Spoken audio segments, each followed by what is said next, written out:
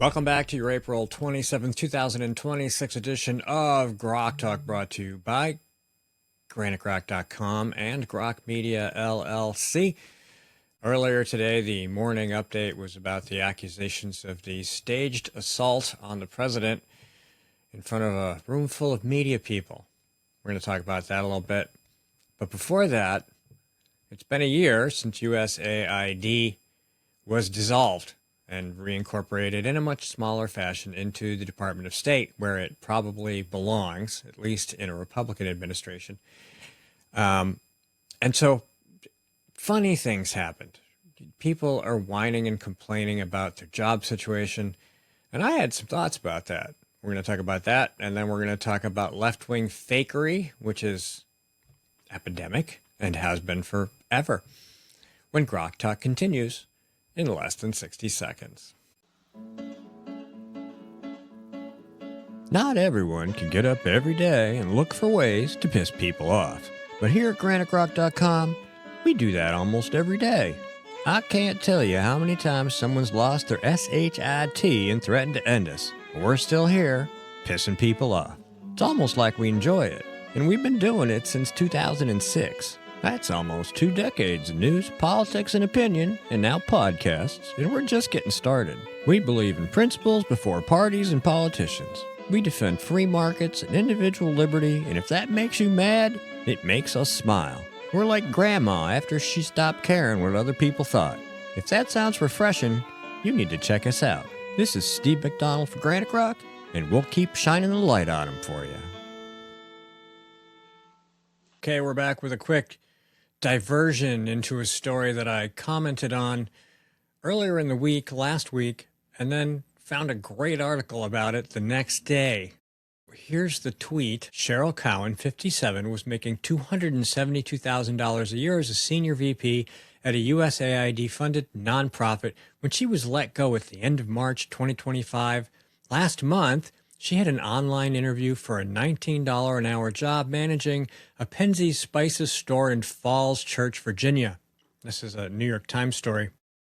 I responded, the words nonprofit and making $272,000 a year really don't go together, and they really don't. The kind of fraud and abuse that was used or that just existed under the cover of USAID was enormous. They had tens of billions of dollars a year, and they were laundering it into garbage. It was being wasted. Just like human potential, wasted. Somebody else's money, robbed from them, in some cases, debt that our children and grandchildren would have to pay interest on, plus the debt, for what? Somebody else's idea of a good thing, which included enriching people for no positive benefit. I feel bad for Cheryl, but I don't feel bad for Cheryl, because if she was making $272,000 a year, and for how long I don't know, what did she do with all that money? Did she waste it like USAID did? I bet she did, and now she's struggling. If I made $272,000 in 1 year, I wouldn't need to work for 5 years. That's how easily I manage to live on the money I make. So I find it a little insulting when people who are overpaid complain about how much money they make. It really kind of bugs me. And I'm not a class warfare guy. Lots of people deserve the money they make. They earned it. They created wealth for other people, opportunities. Cheryl didn't do any of those things. She was helping the U.S. government rob from you to launder money to herself. A nonprofit that pays her $272,000 a year just as a VP? How much did the president make? Anyway, as offensive as that is, Jeff Childers, Friday, Coffee and COVID. By the way, if you don't read it, go to Substack and sign up. It's great stuff. He's a great guy. He's funny as hell, and he deserves our support for this work that he does. Quote, yesterday's New York Times brought one of April's most unintentionally hilarious story headlines. A year after USAID's death, hired workers find few jobs and much loss. So this is about the people who actually worked at USAID, who laundered the kind of money that allowed the nonprofit to pay a VP $272,000 a year, and she clearly didn't deserve it because she can't even get a $19 an hour job. Interesting. Not just federal workers in general, mind you, USAID workers. For some reason, they in particular are struggling to find productive private sector employment. Quote, former USAID workers, the Times began, estimate that less than half have found full-time work. Being fired once has apparently left them permanently scarred. A full year later, the Times explained, many said they were still dealing with mental trauma and a loss of confidence in their professional abilities. Welcome to the world, morons. Again, Cheryl, I'm sorry you lost your job, but you were overpaid and underskilled. That's not my fault. To continue, they felt privileged. The Times explained that USAID workers thought of themselves as ambassadors for American soft power, meaning leftist regime change, and are still burning from President Trump's characterization of them as radical left lunatics. Burn, baby, burn. In the Times' view, the real victim was not the taxpayer, but the United States Agency for International Development, infamously known as USAID. For years, USAID was in charge of distributing roughly $35 billion a year. You might assume this money went to things like food, medicine, teaching people how to build wells, and some of it probably did. But as the Times quietly admitted, the New York Times quietly admitted, in paragraph 47 of its story, much of the $35 billion actually went to Washington insiders. The pull quote, others acknowledged that there was bloat and waste in the agency and a need for reform. Much of the $35 billion it managed in 2024 went to Washington-based contractors, not directly to people in need overseas. The success of many projects was hard to measure. Once again, we see the template. Government expands, budgets bloat, spending rises, taxes follow, for one purpose only, to employ and fund, and in many cases make wealthy Democrat voters. That's it. Some of that money comes back to them. Some of those people go out and they walk the street and hold signs and help people run for office. Democrats. Your money to fund the Democrat machine. USAID was but one of many examples. To continue. Apart from that, the story was packed with unintentionally hysterical personal interest anecdotes. When the music stopped and the agency was dismantled, roughly 16,000 federal employees and a staggering 280,000 contractors worldwide suddenly found themselves facing their most terrifying assignment yet, the private sector. For instance, Amy Uccello earned a generous salary of $175,000 a year at USAID. Times didn't offer her title or job description. She just did it, whatever it was. Now she can't work. She can't find work doing it. Catherine Baker, 36, made $127,000 a year as a USAID contractor who helped start up USAID projects, whatever that means. I assume that means putting coins in the laundromat. Now she works 9 hours a week as an adult babysitter. Clearly, those were her skills. That's her skill set. She was overpaid, wasting your money on herself, in her salary, and whoever she was helping start USAID projects.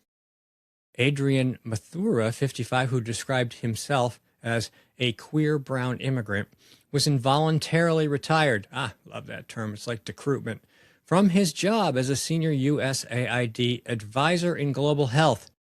A queer brown immigrant would be a good name for a punk rock band, but never mind that now. The Times offered no context as to what a senior advisor global health actually does at work. Whom did he advise? The Globe. Does the Globe listen? Nobody listened at USAID, and nobody's listening now. That dude needs a job, and apparently being a queer brown immigrant who is an advisor in global health isn't even enough to get you hired by the WHO.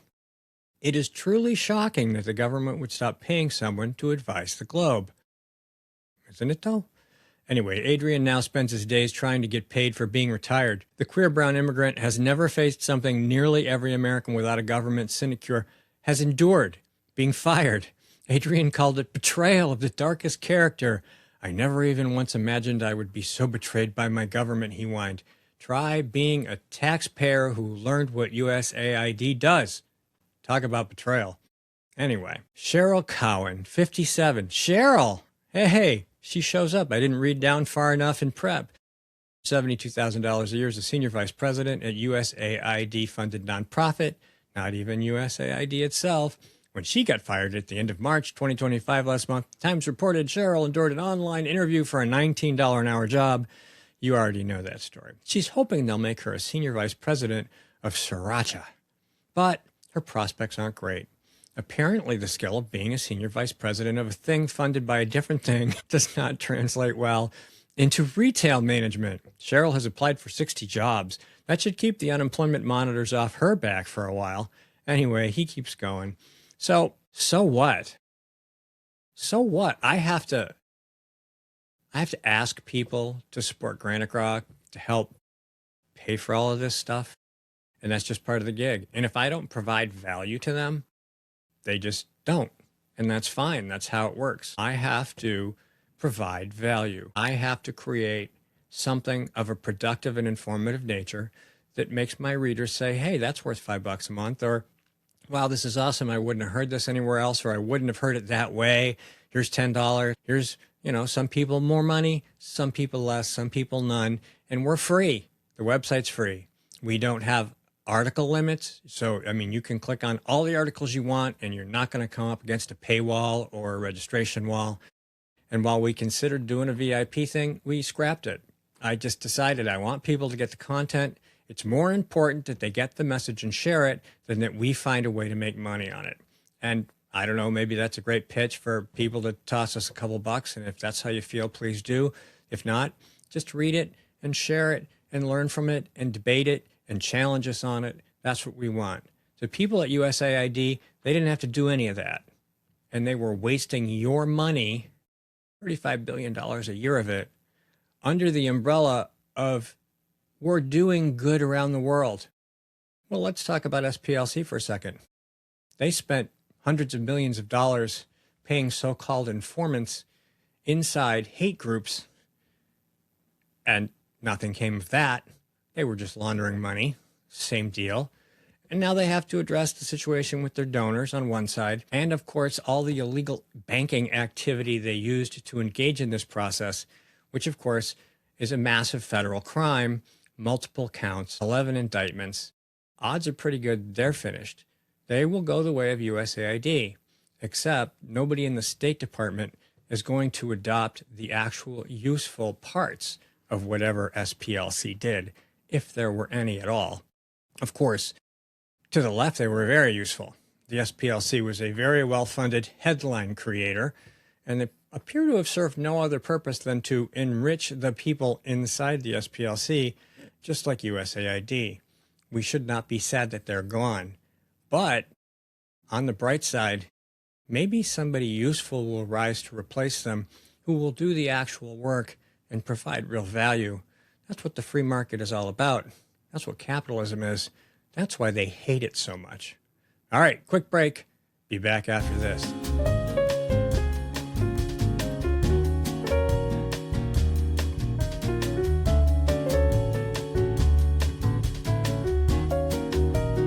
The attempted assassination of the president, whether you think it is staged or not, well, we're going to talk about that. Could it have been staged? They really do want to get that ballroom finished, and a ballroom would have better security than a hotel in Washington, D.C., which is where they normally have the White House Correspondents' Dinner. After the little security foobar the other day, Saturday evening, which, of course, it worked, right? The guy tried to charge through security. He shot at an agent who had a vest on, and they tackled him. And instead of killing as many people as possible, as he said, to get to the president, he ended up stripped with his face in the carpet, which is pretty much where he belongs. So the question was it staged? Well, coming from the left, anything they say, it's almost always exactly the opposite. As I mentioned this morning, everything about the Democrat Party is fake. It's all staged. It has to be. If they told you the truth, you'd never vote for them. And since everyone they know is like them, they just assume that the shooting was staged because that's what they do.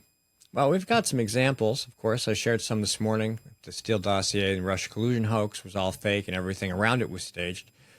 George Floyd died of an overdose in police custody, and everything that followed was staged to manipulate public opinion. the Duke Lacrosse rape story, the Jussie Smollett hate crime hoax, Michael Brown hands up, don't shoot, the Covington kids hoax, Elizabeth Warren, who is herself a hoax, Joe Biden's 81 million votes, the J6 insurrection, which was instigated very much and very likely by the federal government. The Trump impeachments were all staged fake stuff. The entire Biden presidency, for the most part, and climate change. And, as you go through these things, you find you don't have to look very far. And, of course, there are fakers on both sides. I'm not going to say there aren't. That's very true.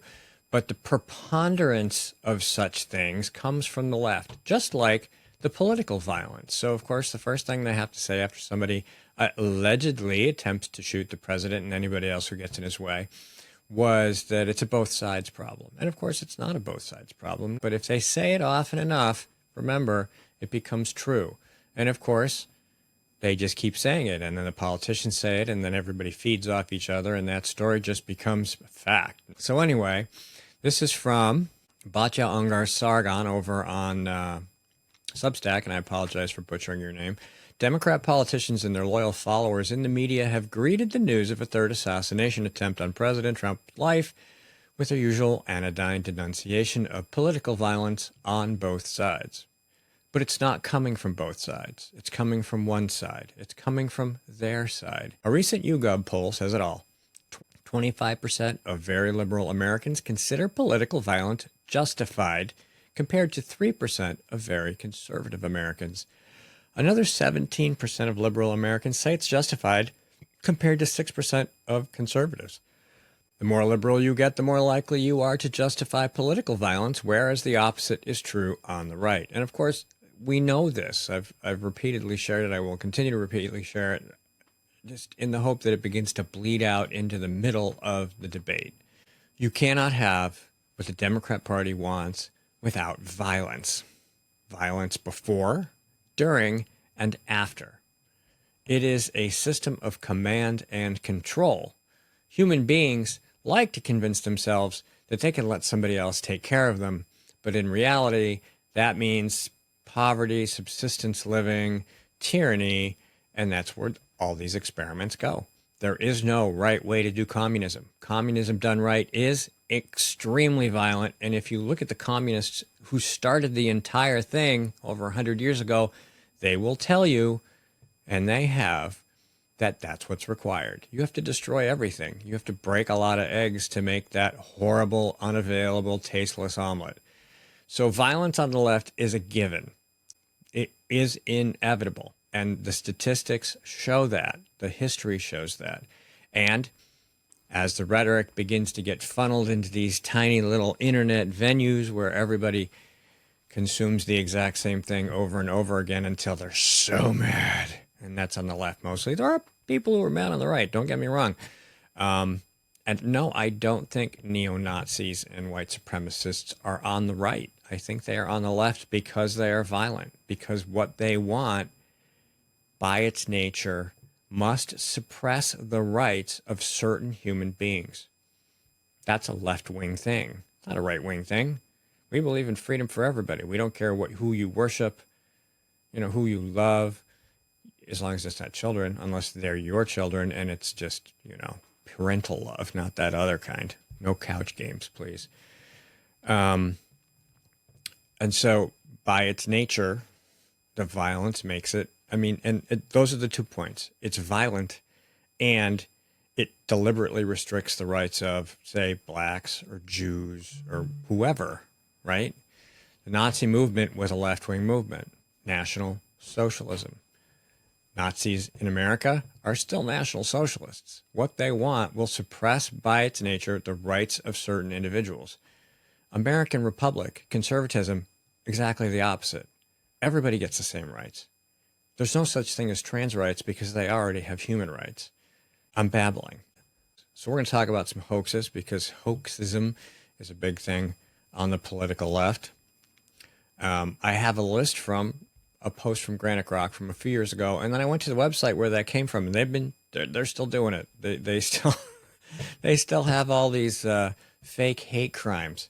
So we're going to reach back in time, 2004. Claremont professor Carrie Dunn slashed her own tires and broke her own windows and vandalized her own car with anti-Semitic messages. An activist who constantly inveighed against the hate, she had been seen vandalizing her own car by two random people in the parking lot, ended up being sentenced to a year in prison for insurance fraud, and was forced to repay $19,000. 2005, Alicia Harden terrorized fellow black students at Trinity International University with threatening anonymous notes, possibly in an attempt to convince her parents to let her transfer to another school. She was convicted and sentenced to probation. 2007, Case Western Reserve Statistics Prof. Ramiri Pia mailed hate letters to herself and then falsely accused her coworkers to the FBI, apparently in an attempt to bolster a racial discrimination lawsuit she was bringing against her university. She got 6 months in prison and had to pay $66,000. 2007, Colorado University student Alta Ray Merkling claimed to have been attacked by a group of men who cut an X into her face, shouting, "X marks the faggot." She was later charged with filing a false report. I wonder what happened to her face, though. How did she do? She did that. She would have had to do it. Oh, God, these people. Anything for attention. And this is before the craziest part of the internet, which is now people do anything for attention, like, I don't know, a political podcast. Anyway, 2008, Elmhurst College student Sophia Jelani claimed to have been attacked in a bathroom by a masked gunman and to have had her locker marked with a swastika, both because of her Islamic faith. Her report caused a campus lockdown, and she was later indicted for making a false report. 2011, UNC Chapel Hill freshman Quinn Matney claimed to have been branded with a hot object by someone who called him an anti-gay slur. In fact, the wound was self-inflicted. When friends noticed it, he made up a story out of embarrassment to explain the injury. 2011-2012, Kalila Ford was expelled from the University of Wisconsin Parkside for an especially frightening hoax that reportedly prompted some students to drop out of school from fear. She circulated an anonymously penned list of black students with the threat that they'd be dead soon, including herself on this hit list. Second student was also expelled for writing a racial epithet on a whiteboard as part of the hoax. Both hoaxers got off easy. They were issued tickets for $400. 2012, Alexandra Pinnell, student at Central Connecticut State University, claimed to have received threatening anti-gay messages. When it was discovered she'd sent them to herself, she was expelled and barred from all state universities for 5 years. Olivia McRae and Tanzia Linton, two students at Montclair State University in New Jersey, reported that racist graffiti had been scrawled on their door by them. They didn't say that at first, obviously. 2012, Amy White Church and Christelle Conklin, threatened themselves by painting their home with anti-gay graffiti and hanging a noose on their door. They got off the hook with 12 months of probation and community service. A little closer to our current timeline, 2012, Montana man admitted he'd made up a story about being attacked because he was gay. He was embarrassed that he'd hurt himself doing a backflip outside a Missoula bar, so he made up the attack. Award-winning liberal blogger and 28-year-old University of Wyoming student Meg Lanker Simons goes to trial, that would have been in October of 2013, for allegedly anonymously threatening herself with a rape on Facebook and then lying to the police about it. In 2021, a black woman accused of posing as KKK member, leaving threatening notes for her neighbors. So black residents received numerous notes in their mailbox from the KKK for 11 months. The letters said they were gonna burn their houses down. Turns out it was the black lady sending them. 2020, black Muslim's knife allegation against Jewish roommate falls apart. Law enforcement in the University of Washington dismissed a black Muslim student's claim that her Jewish roommate threatened her with a knife. The Muslim student also claimed her roommate made a face. People are fragile, aren't they? A woman accused of leaving a noose on her own desk at Allentown City Hall. Story about a black student terrorized by white classmates in Texas is a hoax. The allegation with white middle schoolers in Plano, Texas, viciously tortured Samarian Humphrey, their black classmate, forcing him to drink their urine at a sleepover as they shot him with BB guns. Not true. So there's lots of these stories. They are everywhere.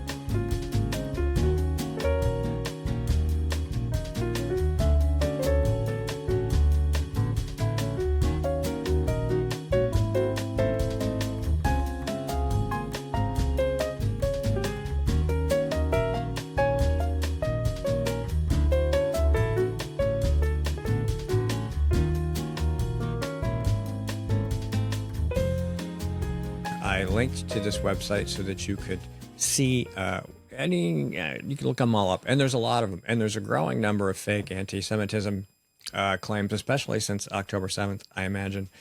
Anti-Semitism has been used to suppress legitimate speech, and it will continue to do so. But again, I view this as something of a product of the left. Since Jews continue to vote for Democrats in larger majorities, it's a problem. Okay, there's lots of fake stuff, all the fraud. How many times do I have to say it? Everything the Democrat Party promises ends up being the exact opposite of what they claim. And they can't run on what they really want to do, which is suppress your speech, control your life, tell you what to eat, where to go, how much water in your toilet, how much water can come through your shower head, how much electricity you're allowed to use, how much it's going to cost, where it's going to come from. There's no limit to what they want to control. And so you have to wonder, well, how do I live my life the way I want to in an environment where somebody with all the guns, because they don't want you to have those either, is in control and is making those decisions at great and significant expense to you? That's the whole goal. Control. So the fakeness is all part of it. We will continue to see lots of fakery coming from the left. And of course, that's exactly why this gentleman, Cole Allen, is that his name? That's why he tried to kill the president.